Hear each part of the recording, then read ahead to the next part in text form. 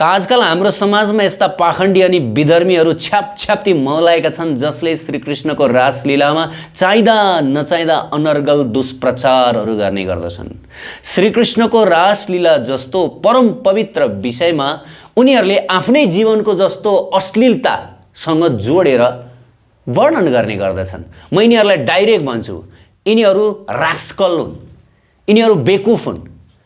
र श्रील प्रभुपादजीले यो जुन कृष्णलीला कृष्ण चरित्र यहाँ पनि यी फटाहरूलाई बदमाशहरूलाई एकदमै मुँहतोड जवाफ दिनुभएको छ, जसले श्रीकृष्णको रासलीला जस्तो परम पवित्र, वास्तवमा श्रीकृष्णको रासलीला यी बदमाशहरूले बुझ्ने टपिक नै होइन, यी विधर्मीहरूले बुझ्ने टपिक नै होइन, यी पाखण्डीहरूले बुझ्ने टपिक नै होइन। एकदमै चेतावनी दिनुभएको छ। यदि हामी कसैको बारेमा बुझ्न चाहन्छौँ भनेदेखि फर्स्ट एन्ड फरमोस्ट त्यो व्यक्तिसँग हामीहरूले रिलेसन इस्ट्याब्लिस गर्नु, भक्त बन्नुपर्छ। भक्त नबनिकन म अरूहरूलाई पनि यो सल्लाह दिन्छु, यदि तपाईँ कृष्णको बारेमा बुझ्न चाहनुहुन्छ भने तपाईँ कृष्णको भक्तसँगै बुझ्नुहोस्, वैष्णवसँगै बुझ्नुहोस्, विधर्मीसँग नबुझ्नुहोस्। विधर्मी त ऊ त सुरुदेखि नै कृष्णको विरोधी हो।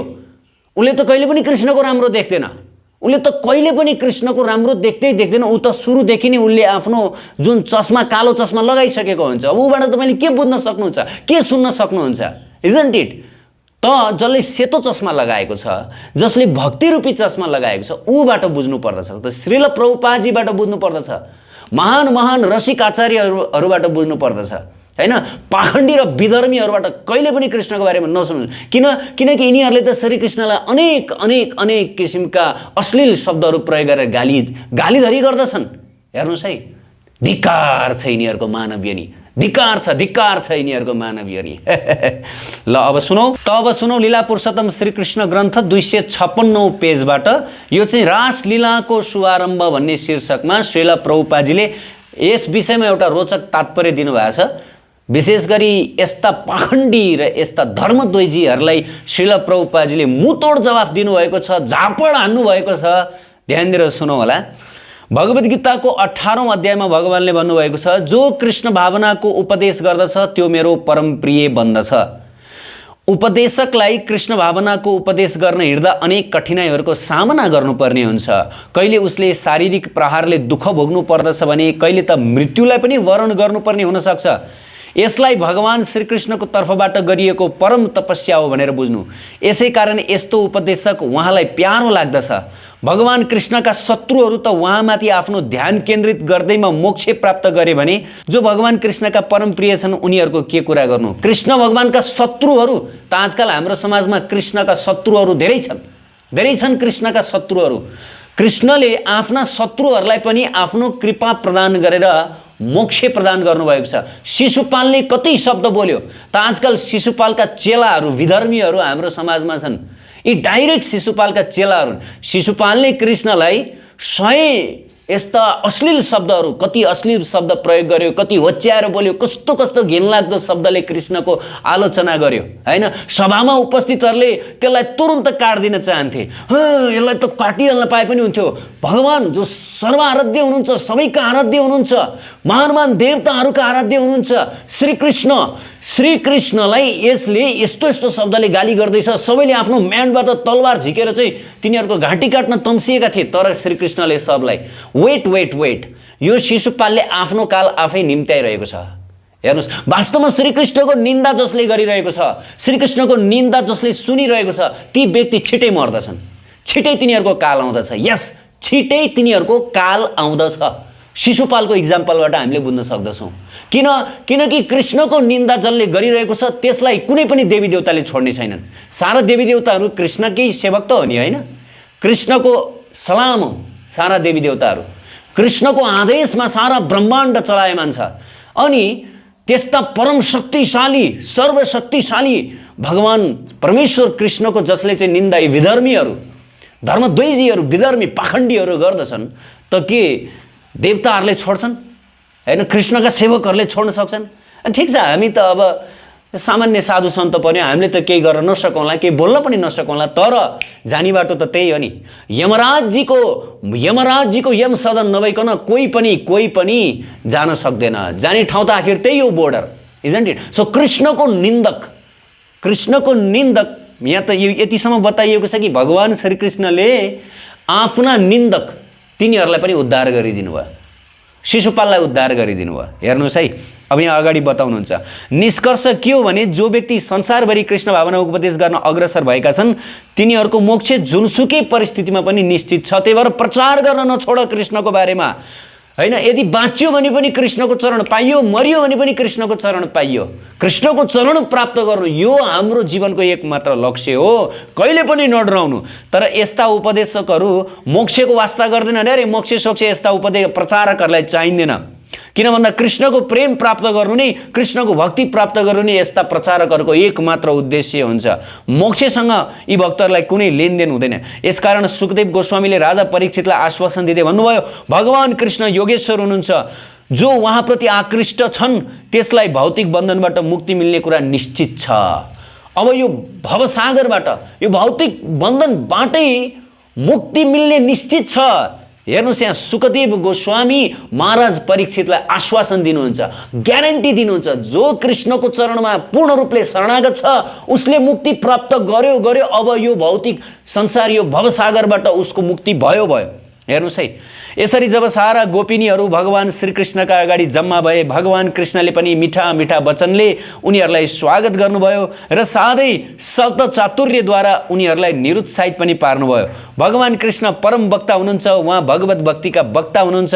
उहाँ दर्शन, राजनीति, अर्थशास्त्र जस्ता प्रत्येक उच्च स्तरीय विषयमा बोल्न सक्नुहुन्छ। यहाँ पनि उहाँ आफ्ना सर्वाधिक प्यारा गोपीहरू समक्ष आफ्नो शब्द चातुरीद्वारा उनीहरूलाई मोहित पार्दै यसरी बोल्नुभयो, हे वृन्दावनका युवतीहरू, तिमीहरू ज्यादै भाग्यमानी छौ र मेरा प्रिय पनि छौ। तिमीहरूको आगमनबाट म ज्यादै प्रसन्न भएको छु र वृन्दावनमा सबै ठिक होला भन्ने आशामा छु। अब कृपा गरेर मलाई आज्ञा देऊ, म तिमीहरूको निमित्त के सेवा गरौँ? आधा रातमा तिमीहरू यसरी यहाँ आउनुको आशय के हो भन। कृपया अब तिमीहरू आफ्नो आसन ग्रहण गर र भन, मैले तिमीहरूका लागि के गर्न सक्छु।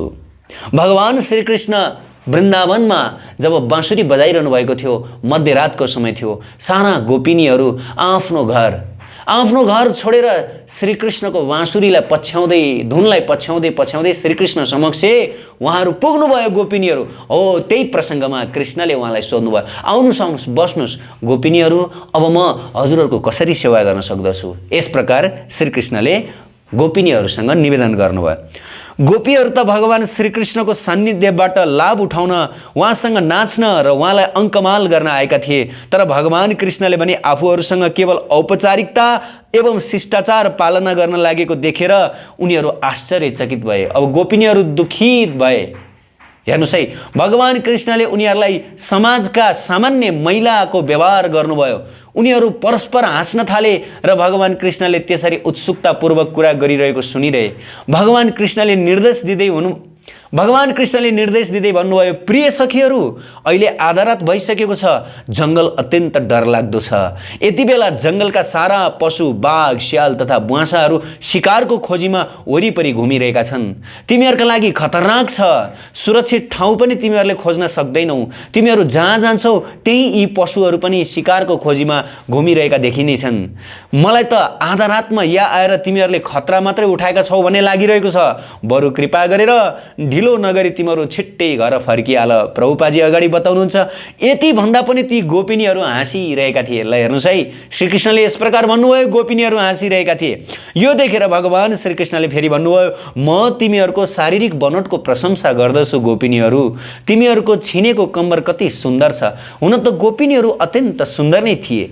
तिनीहरूको वर्णन सुमध्यमा शब्दले गरिएको छ। शरीरको मध्य भाग पातलो भएका स्त्रीहरूको सुन्दरतालाई सुमध्य भनिन्छ। तिनीहरू आफ्नो सुरक्षा आफै गर्न सक्ने परिपक्व भइसकेका छैनन् भन्ने ठानेर नै भगवान कृष्णले उनीहरूलाई जानकारी दिन चाहनुहुन्थ्यो। वास्तवमा तिनीहरूलाई सुरक्षाको आवश्यकता पनि थियो। यस्तो आधा रातमा कृष्णसँग आउनु तिनीहरूको हितमा थिएन। भगवान श्रीकृष्णले आफू पनि तरुण भएको र गोपिनीहरू पनि तरुणी भएको तर्क पनि दिनुभयो। उहाँले आधा रातमा तरुण तरुणीहरू सँगसँगै बस्नु राम्रो कुरो होइन पनि भन्नुभयो। यस्तो उपदेशले गोपिनीहरू खुसी भएनन् अनि कृष्णले यही भनाइलाई अर्कै तरिकाबाट भन्न चाहनुभयो। प्रिय सखीहरू, मलाई थाहा छ तिमीहरूले आफ्ना संरक्षकहरूको अनुमति बिना आफ्नो घर छोडेर यहाँ आएका छौ। तिम्रा आमाहरू, तिम्रा बुबा, दाजु तथा छोराहरू समेत तिमीहरूलाई खोजिरहेका होलान्। झन् तिम्रा पतिहरूको बारेमा के भन्नु, जबसम्म तिमीहरू यहाँ छौ तर उनीहरू तिमीहरूको खोजीमा भौतारिरहेका छन् र तिनीहरूको मनमा अति अशान्त रहनेछ। त्यसैले ढिला नगर, कृपया गइहाल र उनीहरूलाई शान्त पार। गोपिनीहरू भगवान श्रीकृष्णको यस्तो उपदेश सुनेर अलि दिक्क र अलिकति क्रुद्ध हुँदै आफ्नो मनलाई वनको शोभा हेर्नतिर लगाए। त्यस समय पूर्ण चन्द्रको प्रकाशद्वारा समग्र वन उज्यालो भएको थियो। हावा पनि बिस्तारै बिस्तारै बहिरहेको थियो र फुलहरूलाई स्पर्श गर्दै चलिरहेको थियो। वृक्षका हरिया पातहरू पनि त्यही मन्द हावामा झुलिरहेका थिए। तिनीहरूले वनको शोभा हेर्न लागेको अवसर पारेर भगवान कृष्णले फेरि उपदेश दिन थाल्नुभयो। तिमीहरू यति राति यो वृन्दावनको सौन्दर्य हेर्न भनेर आएका होला हो भन्ने मैले सोचेको छु। अब त मन भरियो होला। अब ढिलो नगरी सबै घरतिर फर्क। मलाई थाहा छ तिमीहरू सबै अत्यन्त पतिव्रता नारी हौ। तिमीहरूले अहिले यो वृन्दावनको सुन्दर वातावरण हेरिसक्यौ। त्यसैले अब आफ्नो घर फर्क र आफ्ना सम्मानित पतिहरूको सेवामा लाग। हुन त तिमीहरू सानै उमेरका छौ तापनि कतिका बालबच्चा समेत भइसकेका छन् अनि कतिले आफ्ना ससाना बालबच्चाहरूलाई छोडेर पनि आएका छौ। अहिलेसम्म तिमीहरू नजाँदा ती बालबच्चाहरू कति रोइरहेका होलान्। त्यसैले तिमीहरू छिट्टै घर फर्केर जाओ र आफ्ना छोराछोरीहरूलाई स्तनपान गराऊ। तिमीहरूका मनमा म प्रति अत्याधिक प्रेम र स्नेह छ भन्ने कुरा म बुझ्न सक्दछु। मेरो मुरलीको स्वर सुनेर दिव्य स्नेहवश तिमीहरू यहाँ आएका हौ। तिमीहरूको यो अनुराग उचित पनि हो किनकि म भगवान हुँ। सारा जीवहरू मेरै अंश हुन्। अत तिमीहरूले मलाई चाहनु स्वाभाविक हो। तिमीहरूको स्नेहलाई म स्वागत गर्दछु। म यसका लागि तिमीहरूलाई बधाई दिन्छु। अब तिमीहरू आफ्नो घर जाऊ। अनि एउटा अर्को कुरा पनि म भन्न चाहन्छु। त्यो के हो भने एक पतिव्रता स्त्रीका निमित्त कुनै द्वैत भाव नलिई पतिको सेवा गर्नु नै सर्वश्रेष्ठ धर्म हो। कुनै पनि स्त्री आफ्ना पतिकी आज्ञाकारिणी र पतिव्रता बन्नु पर्दछ। साथै पतिका मित्रहरूप्रति पनि स्नेहपूर्ण हुनु पर्दछ। यसै गरी सासू ससुराहरूप्रति आज्ञाकारी र देवरहरूप्रति पनि प्रेमपूर्ण हुनु पर्दछ। सबैभन्दा महत्त्वपूर्ण कुरा त आफ्ना सन्तानहरूको पालन पोषण गर्नु पर्दछ। यस प्रकार भगवान कृष्णले नारीको कर्तव्य धर्मको व्याख्या गर्नुभयो। उहाँले पति सेवामाथि जोड दिँदै भन्नुभयो, आफ्नो पति चरित्रहीन, निर्धन, वृद्ध तथा रोगले गर्दा अशक्त नै भएको भए पनि मृत्युपछि स्वर्ग जान चाहने नारीले पतिको त्याग गर्नुहुन्न। यसका अतिरिक्त यदि कुनै नारी आज्ञाकारी छैन र परपुरुषको खोजीमा रहन्छ भने त्यो समाजका लागि कलङ्क हो। यस्तो बानीले स्त्रीलाई उच्च लोकमा जान बाधा दिन्छ। यसको परिणाम पनि अत्यन्त गरित हुन्छ। विवाहित नारीले उपपति राख्नुहुन्न किनकि वैदिक जीवन सिद्धान्तमा यसलाई मान्यता दिएको छैन। यदि तिमीहरू ममाथि अत्याधिक आसक्त छौ र मेरो सान्निध्य प्राप्त गर्न चाहन्छौ भने पनि मसँग रहेर आनन्द लिने विचार तिमीहरूले त्यागिदेऊ। मेरो सल्लाह यही छ। सबैभन्दा राम्रो त तिमीहरू आफ्नो घरमै गएर मेरै विषयमा कुराकानी गर र मेरै विषयमा चिन्तन गर। यसरी निरन्तर मेरो स्मरण तथा मेरै नाम संकीर्तन गरिरह्यो भने तिमीहरूले अवश्य पनि आध्यात्मिक पद मेरो चरणलाई प्राप्त गर्न सक्नेछौ। मेरो नजिकै बस्नु कुनै आवश्यकता छैन। अत तिमीहरू अहिले नै तुरुन्तै घर फर्केर गइहाल। भगवानले दिनुभएको यो उपदेशमा कति पनि व्यङ्ग्यात्मक छैन।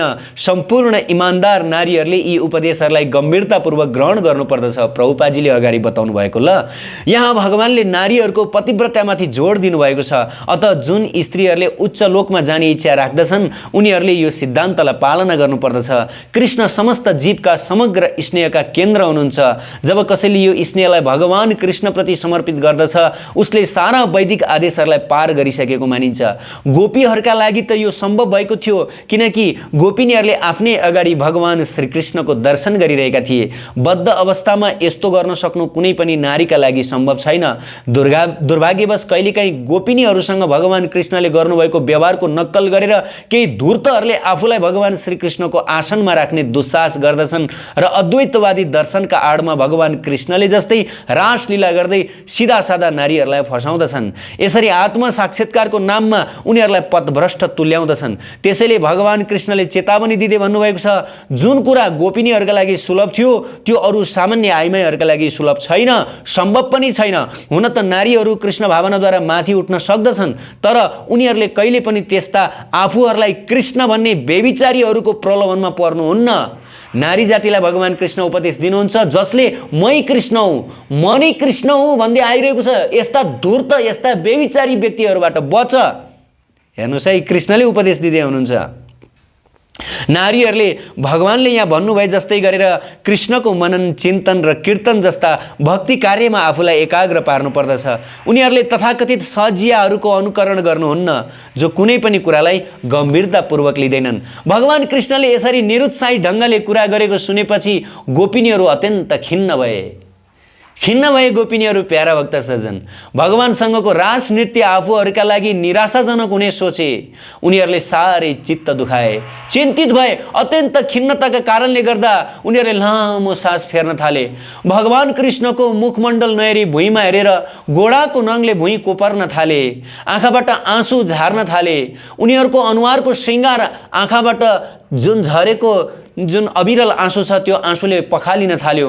उनीहरूका वक्षस्थलमा लेपन गरिएको कुमकुम पनि आँसुले पखालिएर भुइँमा खसिरहेको थियो। ती गोपीहरू भगवान कृष्णसँग केही भन्न नसके चुपचाप उभिरहे। उनीहरूको मौनताले उनीहरूको हृदयमा गहिरो चोट परेको छ भन्ने थाहा हुन्थ्यो। गोपिनीहरू सामान्य थिएनन्, उनीहरू भगवान श्रीकृष्णका शाश्वत सङ्गिनीहरू हुन्। केही धूर्तहरू भन्ने गर्दछन् कि भगवान कृष्णले गोपिनीहरूलाई चाहिँ धोका दिए, यो गरे त्यो गरे। तर यहाँ बताइएको छ, प्रभुपादजी बताउनुहुन्छ शास्त्रको कोट्स गरेर कि गोपिनीहरू सामान्य होइनन्, गोपिनीहरू शाश्वत श्रीकृष्णका सङ्गिनीहरू। गोलोकधामबाटै कृष्णले यहाँ रासलीला गर्नको लागि, कृष्णलीलाको लागि भनेर ल्याउनु भएको। शाश्वत भनेको के हो? शाश्वत भनेको सधैँको लागि। केवल यहाँ भगवान कृष्णले लीला गर्दा मात्र आउनुभएको होइन, उहाँहरू शाश्वत सङ्गिनीहरू हुनुहुन्थ्यो कृष्णको। यस कुराको पुष्टि ब्रह्म संहितामा पनि गरिएको छ। गोपिनीहरू सबै श्रीकृष्णका अल्लादिनी शक्तिका विस्तारहरू हुन्, अर्थात् राधारानी कृष्णबाट प्रकट हुनुभयो र राधारानीले आफूलाई अनन्त गोपिनीहरूका रूपमा प्रकट गर्नुभयो श्रीकृष्णको आनन्दको लागि, श्रीकृष्णको सुख सम्पादनको लागि। यस प्रकार हामीहरूले बुझ्नु पर्दछ। हेर्नुहोस्, उहाँका विभिन्न शक्तिहरू छन्, उहाँभन्दा भिन्न छैनन् ती शक्तिहरू। ती गोपिनीहरू यस प्रकार भगवान श्रीकृष्णको वचनबाट निराश भए। भगवान कृष्णलाई कडा शब्द प्रयोग गर्न चाहँदैनथे, त्यसैले अवरुद्ध वाणीमै उनीहरू भगवान श्रीकृष्णसँग बोल्न थाले। उनीहरूले भगवान श्रीकृष्णलाई कुनै रुखो शब्द बोल्न चाहँदैनथे, किनकि उनीहरू भगवान श्रीकृष्णलाई आफ्नो आत्मा र आफ्नो प्राणभन्दा पनि बढी प्रेम गर्दथे। हेर्नुहोस् है, असाध्यै प्यारा मान्दथे श्रीकृष्णलाई। आफ्नो हृदयमा त गोपिनीहरूले श्रीकृष्णलाई नै राखेका थिए। उनीहरू पूर्णतया कृष्णप्रति समर्पित तथा अनुरक्त थिए। त्यसैले कृष्णका त्यस्ता कटु वचन सुनेर त्यही अनुरूपको कडा उत्तर दिन नचाहँदै पनि आँसुको भेलले गर्दा उनीहरू बोल्नै सकेनन्, चुपचाप रहनु पर्यो। अन्त्यमा बल्ल बल्ल साहस गरेर उनीहरूले बोले। गोपिनीहरूले भने, कृष्ण हजुर कति निष्ठुरी हुनुहुन्छ, हजुरले हामीलाई यसरी भन्नु हुँदैन। हामी त पूर्णतया हजुरकै शरणागत छौँ, कृपा गरेर हामीलाई अपनाउनुहोस् अनि यति क्रूरतापूर्वक वचन पनि नबोल्नुहोस्। हजुर श्री भगवान हुनुहुन्छ भन्ने कुरामा कुनै सन्देह छैन, हजुर जे चाहनुहुन्छ त्यही गर्न सक्नुहुन्छ, तर हामीसँग यस्तो निष्ठुर व्यवहार गर्नु हजुरलाई शोभा दिँदैन। हामी त आफ्नो सर्वस्व त्याग गरेर हजुरको चरण कमलमा शरण लिन आएका छौँ। हामीलाई थाहा छ हजुर पूर्णतया स्वतन्त्र हुनुहुन्छ र आफ्नो स्वेच्छा अनुसार काम गर्न सक्नुहुन्छ। त्यसैले हाम्रो बिन्ती के छ भने हजुर हामीलाई तिरस्कार नगर्नुहोस्। हामी हजुरका भक्त हौँ, हामीलाई हजुरले त्यसरी नै स्वीकार गर्नुहोस् जसरी नारायणले आफ्ना भक्तहरूलाई स्वीकार गर्नुहुन्छ। यस्ता धेरै भक्तहरू छन् जो आफ्नो मुक्तिका निमित्त नारायणको पूजा गर्दछन् र नारायणले पनि ती भक्तहरूलाई मुक्ति प्रदान गर्नुहुन्छ भने हजुर कसरी हामीलाई तिरस्कार गर्न सक्नुहुन्छ? हजुरका चरण कमलभन्दा बाहिर हाम्रो केही आश्रय छैन कृष्ण, हजुरको चरण कमल बाहेक हाम्रो केही आश्रय छैन। हे प्रिय कृष्ण, हजुर परम शिक्षक हुनुहुन्छ भन्ने कुरामा कुनै सन्देह छैन। हजुर परम गुरु हुनुहुन्छ। नारीहरूप्रति हजुरको उपदेश उनीहरूमा आफ्ना श्रीमानप्रति निष्ठावान होउन्, आफ्ना बालबच्चाहरूप्रति दयालु होउन् र आफ्नो घर गृहस्थी सम्हालुन् र परिवारका गुरुजनप्रति आज्ञाकारी होउन् इत्यादि उपदेश शास्त्र सम्मत हुन् भन्ने छ। तापनि हामीलाई के थाहा छ भने ती शास्त्रहरूका उपदेशको पूर्ण पालना त्यस समय मात्र हुन सक्छ जब हजुरका चरण कमलको आश्रय ग्रहण गरिन्छ।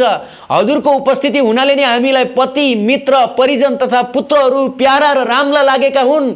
गोपिनीहरू भन्दछन् हजुरको उपस्थितिकै कारणले गर्दा हामीहरूलाई हाम्रा छोरा छोरी हाम्रा परिवारजन हाम्रा इष्टमित्र हामीलाई राम्रो लागेका हुन्, हजुरको कारणले गर्दा हामीलाई राम्रो लागेका हुन्। गोपिनीहरू भन्नुहुन्छ समस्त जीवात्माका परमपिता हजुर नै हुनुहुन्छ, हजुर बिना सबै कुरा व्यर्थ छन्। कुनै पनि शरीर हजुरले छोड्ने बित्तिकै लास मात्र बन्दछ। शास्त्रमा त यस्तो लासलाई या त नदीमा बगाइदिनुपर्छ या तुरुन्त जलाइदिनुपर्छ भनिएको छ। त्यसैले यो संसारमा हजुर नै सबैभन्दा प्यारा हुनुहुन्छ। हजुरसँग आफ्नो श्रद्धा तथा प्रेमको गाँठो बलियो भयो भने हामीहरूलाई आफ्ना पति मित्र पुत्र या पुत्रीसँगको बिछोड हुने अवसर आउँदैन। यदि कुनै नारी हजुरलाई आफ्नो पतिका रूपमा स्वीकार गर्छ भने त्यो आफ्ना पतिसँग कहिले अलग हुन्न। अर्थात् यदि कुनै नारीले श्रीकृष्णलाई आफ्नो वास्तविक पतिका रूपमा स्वीकार गर्दछिन् भनेदेखि उनी कहिले विधवा बन्दिनन्, कहिल्यै उनले सेतो लगाउनु पर्दैन, कहिल्यै उनको सिन्दुर पुछिँदैन। किनकि संसारका पतिहरू, यो शरीरधारी यो भौतिक देहधारी पतिहरू मर्दछन्। आज नभए भोलि, भोलि नभए पर्सि, एक न एक दिन मर्दछन्। त्यसपछि के भयो? सेतो लगाउनु पर्यो, सिन्दुर पुस्नु पर्यो, विधवा बन्नु पर्यो। तर यहाँ गोपिनीहरू श्रीकृष्णसँग प्रार्थना गर्नुहुन्छ, हे कृष्ण, जुन नारीले हजुरलाई नै आफ्ना वास्तविक पतिका रूपमा स्वीकार गर्छ भने त्यो नारी कहिल्यै विधवा बन्दिन, कहिल्यै उसले आफ्नो सिन्दुर पुस्नु पर्दैन, कहिल्यै उसले सेतो लुगा लगाउनु पर्दैन। त्यस्तो अनुभव त देहात्म बुद्धि राख्नेहरूलाई मात्रै हुन्छ। हजुरलाई नै परमपति मानेका हुँदा हामी आफ्ना पतिसँग अलग हुने वा पतिबिन हुने वा पतिसँग पारपाचुका अथवा डिभोर्स हुने प्रश्नै उठ्दैन। हजुर त शाश्वत पति, शाश्वत पुत्र, शाश्वत मित्र, शाश्वत स्वामी हुनुहुन्छ। गोपिनीहरू भन्दै हुनुहुन्छ है श्रीकृष्णसँग। शास्त्रहरूको पनि भनाइ छ आचार्य उपासना अर्थात् हजुरकै चरण कमलको पूजा नै धर्मको पहिलो सिद्धान्त हो। यसका अतिरिक्त भगवत गीतामा भनिएको छ हजुर नै एकमात्र भोक्ता स्वामी तथा एकमात्र मित्र हुनुहुन्छ। त्यसैले हामी आफ्ना समस्त तथाकथित मित्र समाज तथा प्रेमलाई त्याग गरेर हजुरसँग आएका छौँ। अब त हजुर नै हाम्रा परम भोक्ता हुनुहुन्छ, परम मालिक हुनुहुन्छ। हजुर हामीलाई अनन्तकालसम्म भोग गर्नुहोस्, हाम्रा स्वामी बन्नुहोस्, किनभने यो हजुरको प्रकृतिको अधिकारै हो। हजुर हाम्रा परम मित्र बन्नुहोस्, किनकि त्यो हजुरको स्वभाव हो। हामीलाई हजुरका परम प्रेयसी ठान्नुहोस् र हामीलाई हजुरको आलिङ्गन गर्ने अवसर दिनुहोस्। हे कृष्ण, हाम्रो शाश्वत पति हजुर हुनुहुन्छ, हजुरबाहेक कोही पनि छैन, हामीलाई तिरस्कार नगर्नुहोस्। यस प्रकार गोपिनीहरूले श्रीकृष्णसँग प्रार्थना गर्नुभयो, अनुनय विनय गर्नुभयो। श्रीकृष्णले घर जाऊ, आफ्नो पतिसँग बस, बालबच्चाहरू हेर भन्नुभयो। हेर्नुहोस्, ती मूर्ख, ती धूर्त, ती दुष्ट, ती अधर्मी, ती नास्तिक, तिनीहरूलाई श्रील प्रभुपाजीले गतिलो झापड यस ग्रन्थमा दिनुभएको छ। लीला पुरुषोत्तम श्रीकृष्णमा। श्रीकृष्ण लीला विधर्मी, अधर्मी, धूर्त, नास्तिकहरूको विषय होइन, यो केवल भक्त र प्रेमीहरूको मात्र विषय हो। राधे राधे, हरे कृष्ण। उत्कृष्ट आध्यात्मिक जानकारीहरूका लागि नेपालकै पहिलो शुद्ध आध्यात्मिक च्यानल टिभी लजिकल कृष्णलाई सब्स्क्राइब गर्न नभुल्नुहोला र हरेक अपडेट्सका लागि यो बेल आइकन पनि दबाइदिनुहोला।